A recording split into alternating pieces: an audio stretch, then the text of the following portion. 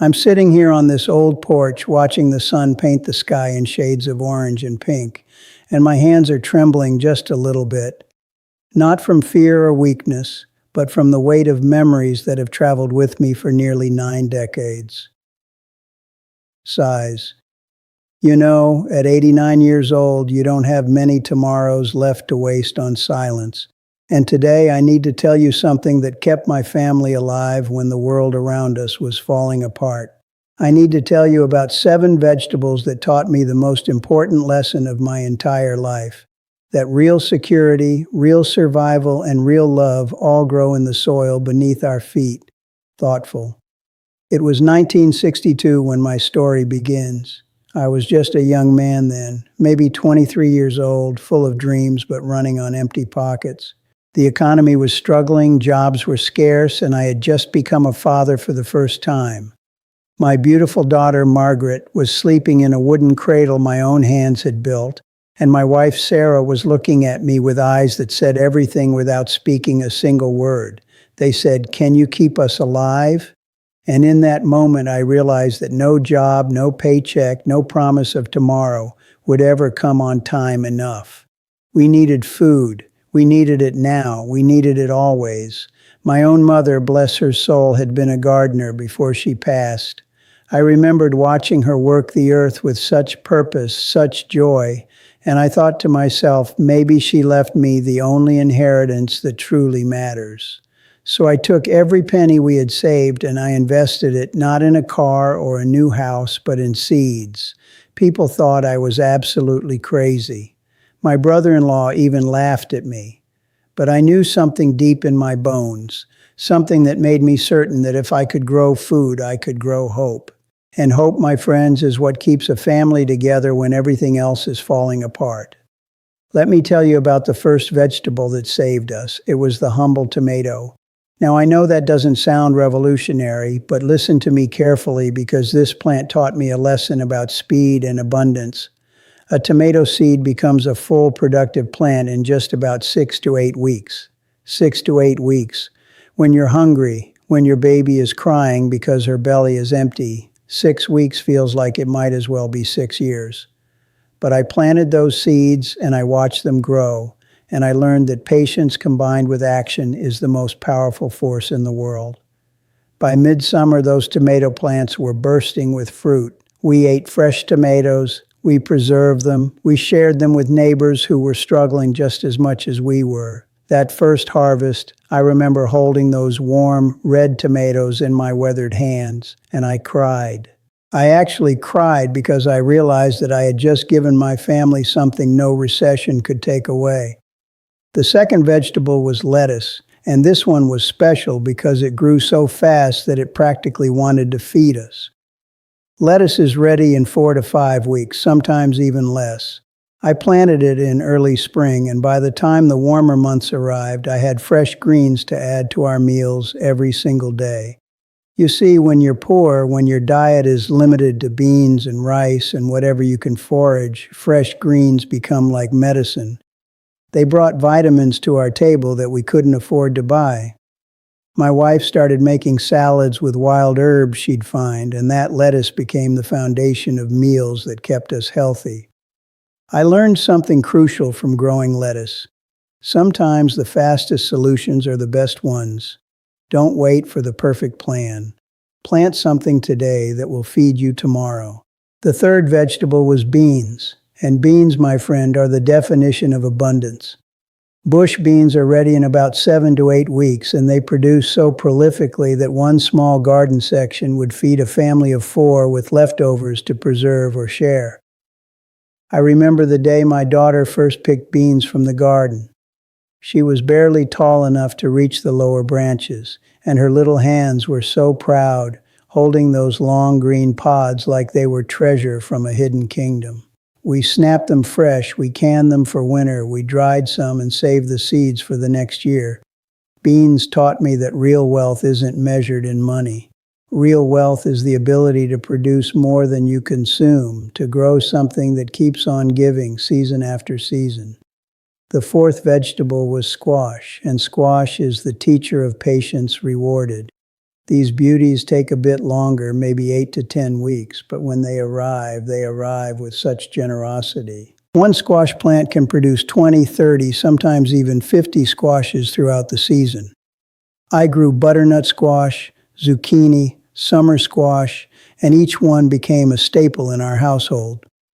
We ate squash roasted, boiled, stuffed, and mashed. We preserved it. We shared it. That plant taught me that sometimes you have to wait a little longer for the truly abundant blessings. It taught me patience, yes, but more importantly, it taught me that abundance does come to those who prepare the soil and tend the garden with love. The fifth vegetable was radishes, and I need to tell you something that changed my entire perspective on life. Radishes are ready in just 3 to 4 weeks. 3 to 4 weeks. This is the fastest vegetable I ever grew. And for a family that was sometimes counting days between meals, radishes were like little miracles wrapped in scarlet and white. They grew so quickly that I could plant them every 2 weeks and have a continuous harvest. My son, born a few years after Margaret, loved to eat fresh radishes with a little salt and butter. And watching his face light up taught me something about satisfaction that no psychology book could ever teach. Sometimes the goal isn't to provide a feast. Sometimes the goal is just to provide something fresh, something immediate, something that proves that tomorrow will be better than today. The sixth vegetable was carrots. Now, carrots take a bit longer, maybe 12 to 14 weeks to reach full size. But here's what I discovered. You don't have to wait that long. You can harvest baby carrots in just 6 to 8 weeks. And there's something magical about pulling a young, tender carrot from the earth and eating it raw, sweet, and delicious. Carrots store beautifully, too. We kept them in a cool cellar root throughout the winter, and they became one of our most valuable foods during the cold months. Carrots taught me about planning ahead, about looking beyond immediate hunger and preparing for the lean times. It taught me that wisdom isn't just about surviving today. Wisdom is about being smart enough to survive tomorrow too. The seventh and final vegetable was peas, and peas are the joy bringers. They grew quickly, reaching maturity in about 8 weeks, and there's nothing quite like eating a fresh pea straight from the pod, still warm from the sun. Sweet, tender, full of protein and possibility. I remember my entire family standing in that garden, eating fresh peas straight from the vines, laughing together, not thinking about the recession or the empty bank account or the uncertainty of it all. For those moments, we were just a family enjoying something beautiful that we had created together. Peas taught me that survival is never just about calories or nutrition. Survival is about joy. It's about togetherness. It's about remembering why you're fighting so hard to keep going. Now let me tell you what happened over those years. What started as a desperate attempt to feed my family became something so much more profound. That garden became the heart of our home. Every neighbor who was struggling, every family that was facing their own crisis, they would come to us because they knew there would be something to eat. We didn't have much money, but we had abundance. We had food that we grew with our own hands. And more than that, we had dignity. We weren't begging. We weren't dependent on anyone. We were providing for ourselves and for others. My daughter Margaret grew up watching her father tend that garden. She learned to plant seeds before she learned to read. She learned about seasons and cycles and the patience required to grow something meaningful. And you know what happened? She became a teacher. She taught hundreds of children about gardening and growing food and self-sufficiency. My son became a farmer. He spent his entire life growing food for his community. And now, my grandchildren and great-grandchildren, they all have gardens. They all know that when the world becomes uncertain, when jobs disappear and money becomes scarce, the earth still provides. Let me share with you the practical wisdom I've gathered over nearly 7 decades of growing food. First, start small. You don't need a huge garden to feed yourself or your family. A few square feet of earth planted with fast-growing vegetables can produce more food than you might imagine. Second, succession plant. Don't plant everything at once. Plant lettuce every 2 weeks for a continuous harvest. Plant beans in succession. This way, you're never waiting months for food. You're always harvesting something. Third, save your seeds. Learn how to collect seeds from your best plants and save them for the next year. This is how I managed to grow year after year without spending much money. Fourth, share your abundance. I know this might seem counterintuitive when you're struggling, but sharing what you grow, sharing your knowledge, sharing your success, it comes back to you multiplied. But here's the deepest wisdom I want to leave with you, and I need you to really listen to this because this is why I'm telling you this story at 89 years old. The vegetables didn't just save my family from starving. They saved us from something far more dangerous than physical hunger. They saved us from hopelessness. When you can grow your own food, when you can take a seed and create life with your own hands, you understand something fundamental about your own power. You stop waiting for someone else to rescue you. You stop believing that your circumstances are beyond your control. You take responsibility, you take action. And that action, that small daily action of tending a garden, becomes the meditation, the prayer, the proof that you have the power to change your own life. I've lived through recessions and wars and diseases and personal losses that broke my heart into 1,000 pieces. But I survived them all because I knew how to grow food. I knew how to provide for myself and my loved ones. I knew how to work with nature instead of against it. And most importantly, I knew that the earth never lies. The earth never disappoints you if you respect it, if you care for it, if you put in the work. The earth will always provide. Now, I'm not saying that you need to become a farmer. I'm not saying that the solution to all of life's problems is a garden, though it certainly doesn't hurt. What I'm saying is this: there is something in you that wants to create. There is something in you that wants to provide. There is something in you that wants to leave behind something meaningful for the people you love. Maybe for you that's growing vegetables. Maybe for you that's building something, or teaching something, or creating something with your own hands. Whatever it is, start today. Don't wait for the perfect conditions. Don't wait for the perfect plan. Don't wait until you're 90 years old and running out of time. Take a packet of seeds.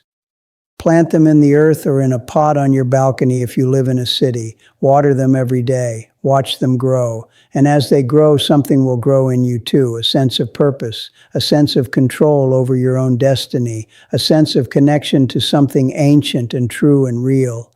My great-granddaughter, who's only 7 years old, she planted her first tomato seed last spring. And when that tomato grew, when she picked it and ate it, I saw in her eyes the same light I saw in my daughter's eyes all those years ago. That's legacy. That's what truly lasts. The world keeps changing. Technology keeps advancing. The economy keeps shifting. But seeds are eternal. A tomato seed today will grow the same way it grew in 1962, and the same way it will grow in 2062. Nature doesn't care about recessions or stock markets or pandemics. Nature just responds to care, to attention, to the right conditions and the right timing. And if you learn to work with nature instead of trying to control it, if you learn to give her what she needs, she will give you what you need. I wish I could tell every single young person I meet the thing I'm telling you now. I wish I could go back and tell that scared young man I was, that desperate father who didn't know how to provide, that I wish he could see what he would become. I wish he could know that his decision to plant those seeds would change not just his life, but the lives of his children and grandchildren and great-grandchildren. I wish he could understand that those vegetables weren't just food. They were messages from the future telling him that he had what it takes to survive, to thrive, to leave behind something that matters. So here I am, 89 years old, my hands weathered from decades of work, my heart full of memories and gratitude, and I'm asking you to do something for me. Don't wait. Don't wait for the perfect moment or the perfect garden or the perfect plan. Take action today. Plant something. Grow something. Create something. Learn a skill. Build a skill. Pass on a skill to someone younger than you. Because that's how civilization survives. That's how families survive. That's how hope survives. We take what we know, what we've learned, what we've survived, and we share it. We teach it. we pass it on. The vegetables have long since been eaten, turned into nourishment for bodies that have grown and changed and become teachers and farmers and builders themselves. But the lesson lives on. The lesson is this: you are more powerful than you believe. You have the ability to create abundance. You have the ability to provide for yourself and those you love. You have the ability to leave behind a legacy that will feed generations not just with food, but with the knowledge that they too can survive, they too can create, they too can matter. Thank you for listening to this old man talk about vegetables and gardens and the meaning of life. Thank you for allowing me to share this with you. And I'm asking you now, if this story touched your heart, if this wisdom resonated with something deep in your soul, please subscribe to this channel. Help me keep these old stories alive. Help me pass on this wisdom to people everywhere, because we're living in uncertain times and people need to know that they're not powerless. They need to know that they can grow. They need to know that one small decision, one tiny seed, one moment of faith in their own power to create can change everything. I don't know how much longer I have on this earth. None of us do, really. But I do know that my greatest hope is that this message reaches you and that it inspires you to plant something, to grow something, to create something that matters. Subscribe to this channel so that when I'm gone, my voice can still whisper in your ear, reminding you that you're stronger than you think, that you're more capable than you believe, and that the power to change your life, to feed your family, to leave behind something beautiful, it's already inside you. It's been there all along. It just needs you to believe in it and then to act on that belief. Thank you, and God bless you and all that you will grow.